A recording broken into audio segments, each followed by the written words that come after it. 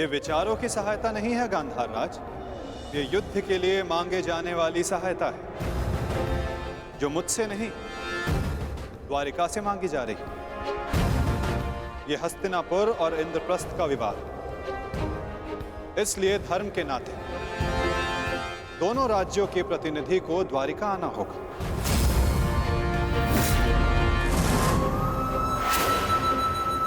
और जो सबसे पहले द्वारिका आकर मुझसे समर्थन मांगेगा, वो महाभारत में मुझे अपने साथ खड़ा पाएगा।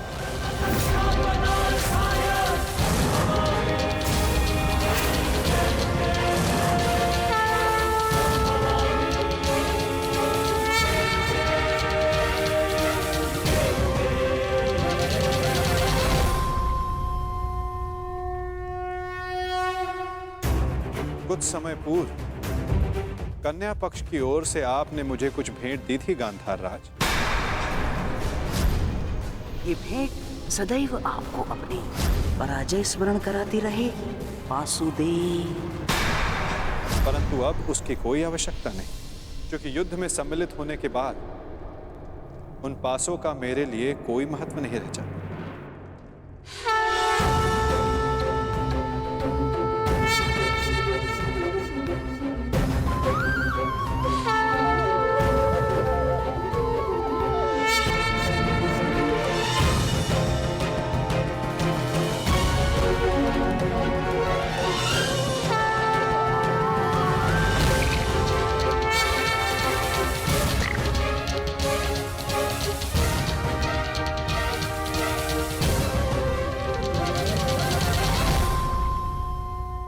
वैसे भी ये चौसर का खेल नहीं है गांधार राज।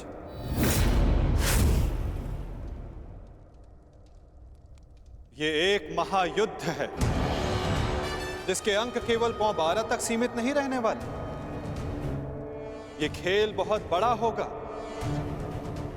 जिसका आरंभ शंखनाद से होगा और अंत शस्त्र संधान से।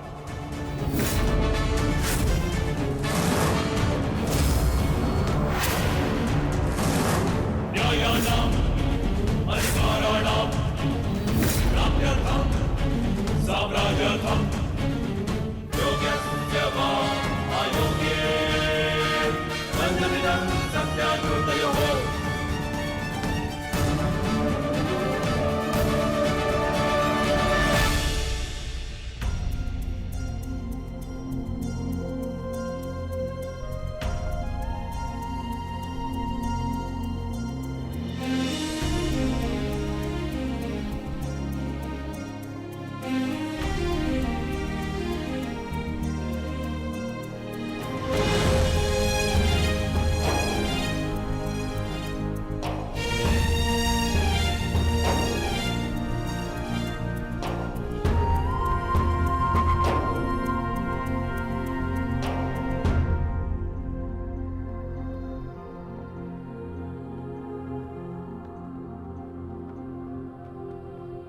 जरा प्रसन्न रहना।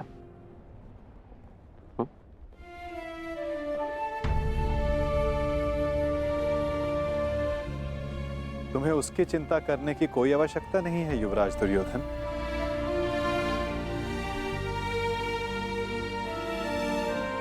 द्वारका में लक्ष्मण वधु बनकर नहीं, पुत्री बनकर प्रेम और सम्मान से रहेगी।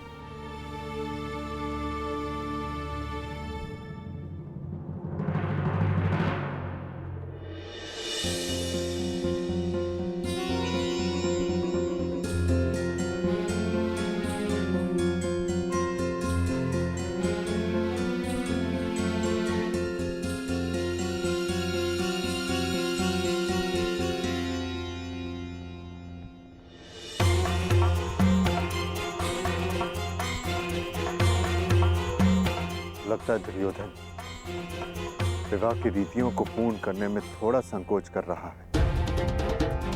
विदा के समय कन्या का पिता वर के पिता के समक्ष हाथ जोड़कर उन्हें प्रणाम करता है और वासुदेव को प्रणाम करें। कदाचित ये दुर्योधन के लिए संभव नहीं।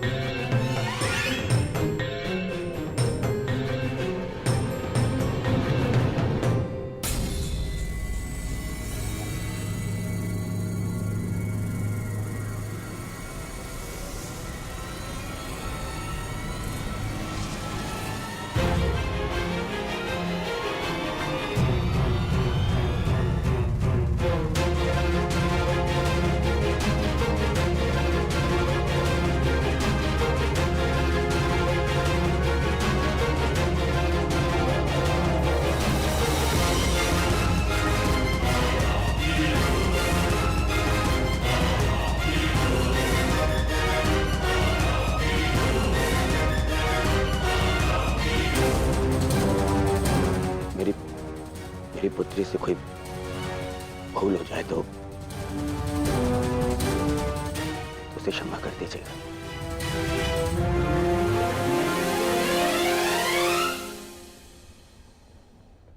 तुम्हें ये कहने की कोई आवश्यकता नहीं दुर्योधन।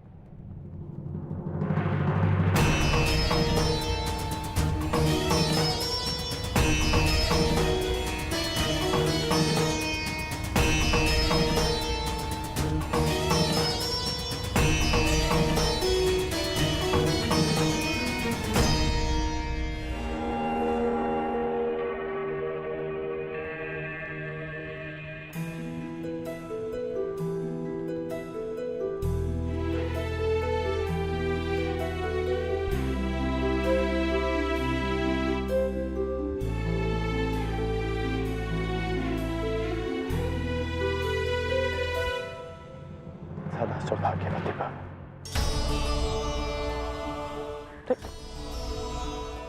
ये क्या कर रही हो तुम?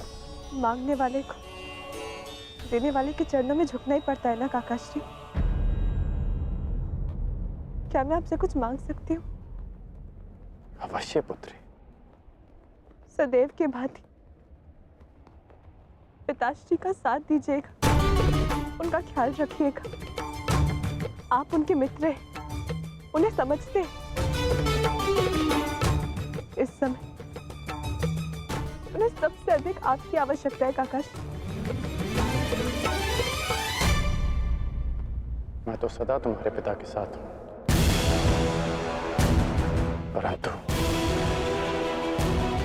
जो तुम्हारे पिता ने किया उस युद्ध में, वस्त्रहरण में, मैं उसे क्षमा नहीं कर पाऊंगा।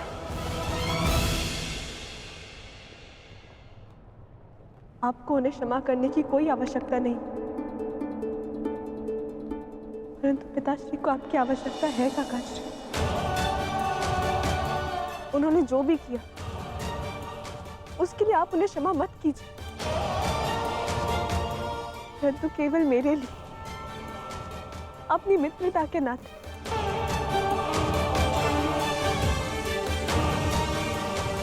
उन्हें एक अवसर और दे दीजिए।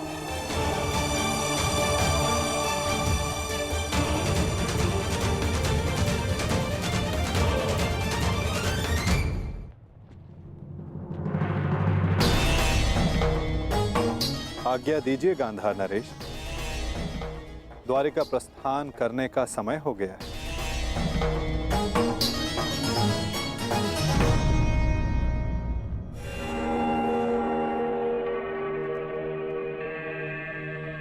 और हाँ, मुझे प्रतीक्षा रहेगी कि द्वारिका में सर्वप्रथम मेरे समक्ष समर्थन मांगने कौन आएगा।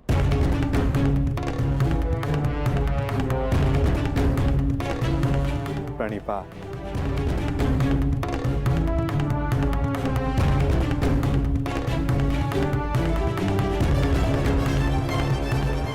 कृष्ण का समर्थन पाने के लिए पांडवों से पूर्व हमें द्वारका पहुंचना होगा, चाहे कुछ भी हो जाए। चाहे कुछ भी हो जाए, वासुदेव कौरवों के पक्ष में नहीं जाना चाहिए।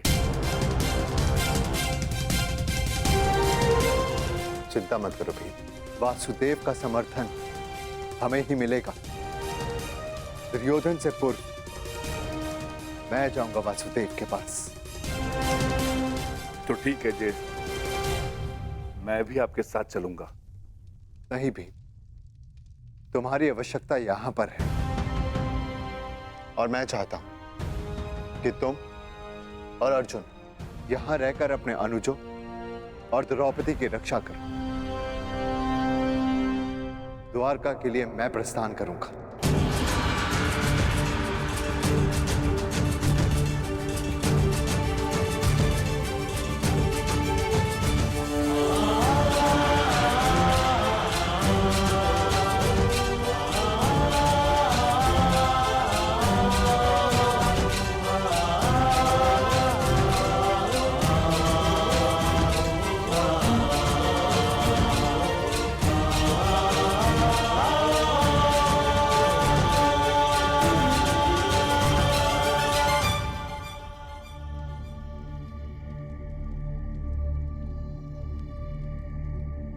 क्या हुआ पांचाली? मैं आपकी इस यात्रा में बाधा नहीं बनना चाहती आर्य, परंतु मुझे ये लगता है कि आपका द्वारका जाना उचित नहीं है।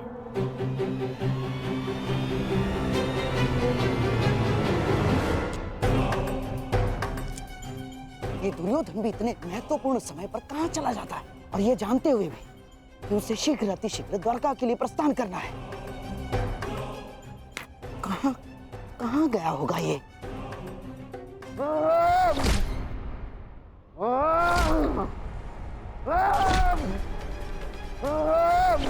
दुर्योधन!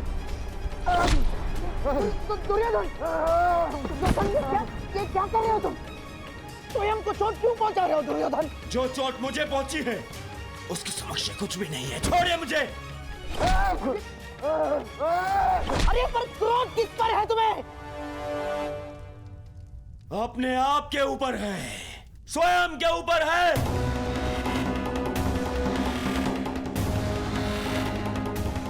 इस ग्लानि को मैं सहन ही नहीं कर पा रहा हूँ कि मुझे उस वासुदेव के समक्ष हाथ छोड़ने पड़ गए।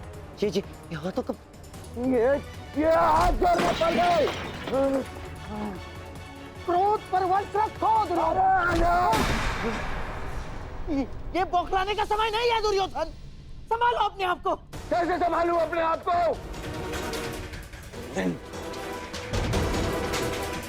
इन हाथों को मैंने उस जलीय कृष्ण के समक्ष जोड़ा था, इन हाथों को।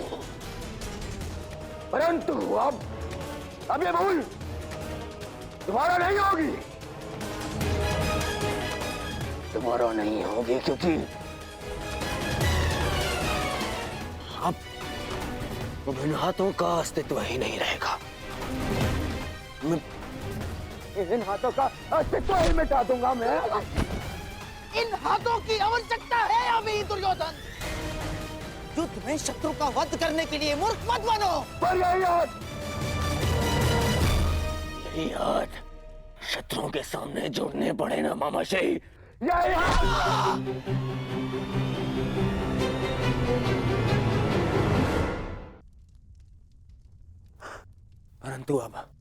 परंतु ये अंतिम बार था कि मैंने उस वासुदेव के समक्ष हाथ जोड़े। अंतिम बार। चलिए, वासुदेव ने समर्थन के लिए द्वारका बुलाया है ना, मुझे नहीं जाऊंगा। क्या?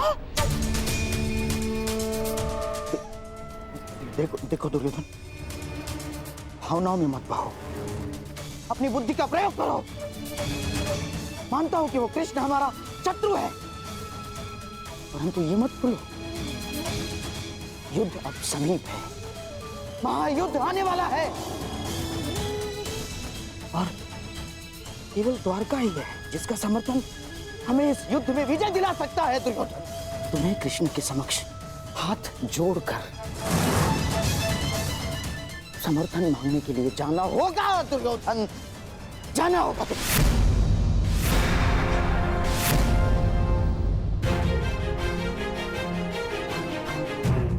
आपने सुना नहीं मैंने क्या कहा?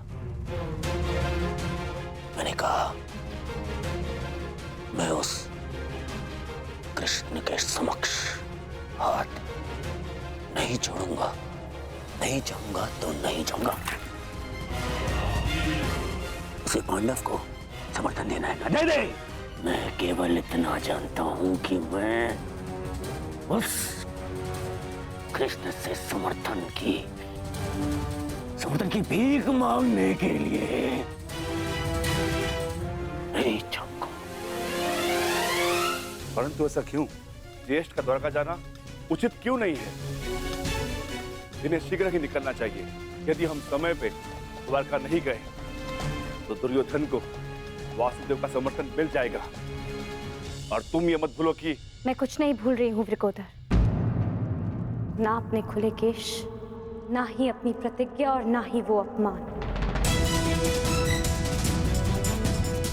और ना ही मैं ये कह रही हूँ कि हम सब द्वारका ना जाएं। मैं केवल ये कह रही हूँ कि आपका द्वारका जाना उचित नहीं है। तो फिर द्वारका कौन जाएगा?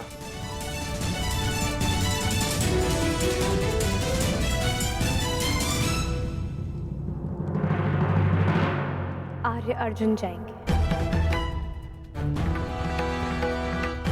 परंतु अर्जुन क्यों? ये प्रश्न स्वयं से पूछे आर्य भीम। वासुदेव सदा हमारी सहायता को क्यों आते हैं? क्योंकि न केवल आर्य अर्जुन उनके प्रिय मित्र हैं, परंतु उनकी बहन सुभद्रा के पति भी। और आर्य अर्जुन के वहां जाने से हमारा पलड़ा दुर्योधन से कहीं अधिक भारी होगा। मैं पांचाली से सहमत हूं। तुम्हारा क्या मत है अर्जुन?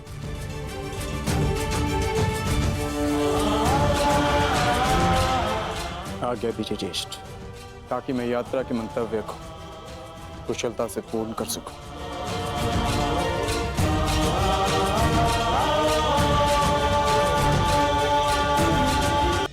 तुम्हारी यात्रा शुभ हो।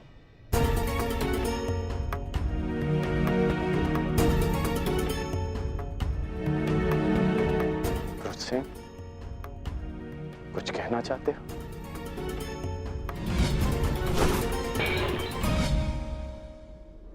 हाँ, वो आप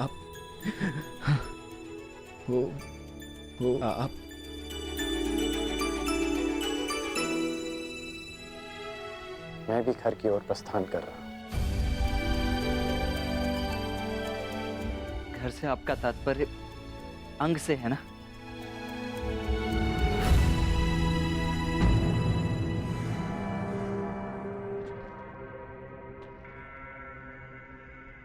या हस्तिनापुर के राजभवन से? मुझे लगा था कि अब तक तुम समझ गए होगे कि मैंने जो कुछ किया समाज के लिए किया, परंतु तुम्हारे इस प्रश्न से स्पष्ट होता है कि तुम अब तक मुझे समझ नहीं पाए हो। और आपके इस उत्तर से भी स्पष्ट होता है, आपके इस यथाकथित समाज में मेरे और मेरी माता की कोई स्थान नहीं।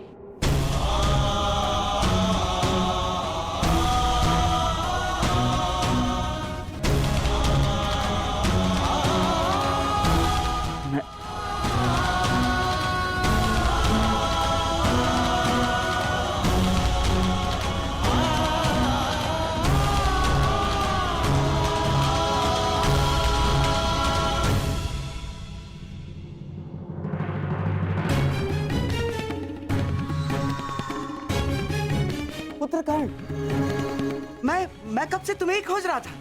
पुत्र पुत्र, आपका यह संबोधन स्पष्ट करता है कि आप फिर से किसी योजना के साथ आए हैं। क्यों कर्ण? क्या मैं सदा बुरा ही सोचता हूँ? मानता हूँ कि हमारी सोच में भिन्नता है। मानता हूँ कि दुर्योधन के पास जब जब भी मैंने कोई प्रस्ताव रखा तो तुम उसके विरुद्ध रहे। जानता हूँ मैं, परंतु कर्ण, हमारी सोच में एक समानता भी है, और वो ये कि हम दोनों दुर्योधन का भला चाहते हैं। और इसी के कारण मैं तुमसे कुछ मांगने आया हूं कर्ण।